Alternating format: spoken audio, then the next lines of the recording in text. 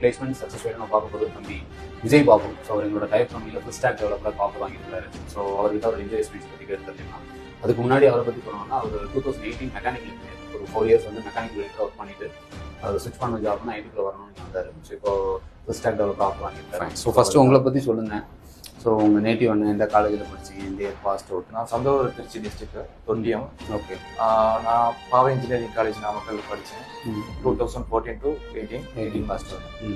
So இப்போ இந்த இன்டர்வியூவில் உங்களுக்கு மொத்தம் எத்தனை ரவுண்ட் இருந்துச்சு, எந்த மாதிரி கொஸ்டின்ஸ் இருந்துச்சு?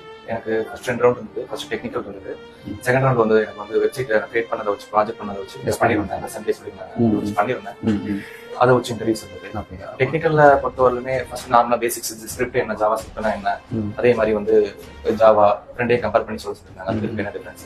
அடுத்தது டேரக்டா வழக்கம் போல ஊப்ஸ் எல்லாம் போற மாதிரி ஊப்ஸ் கான்செப்ட் உள்ள போனாங்க. அங்கேயே பாலிமாக்ஸும் இன்கிரீடியன்ஸ் அதுலேயே கேட்டிருந்தாங்க. டெக்னிக்கல் வைஸா கேட்டிருந்தாங்க. இதுல எடுத்திருந்தோம்னா ஸ்கிரிப்ட் எடுத்தோம்னா ரவுட்டிங் வச்சு கேட்டிருந்தாங்க. ஏன்னா ப்ராஜெக்ட்ல வந்து மெயினா அதை யூஸ் பண்ணி நான் பண்ணிருந்தேன்.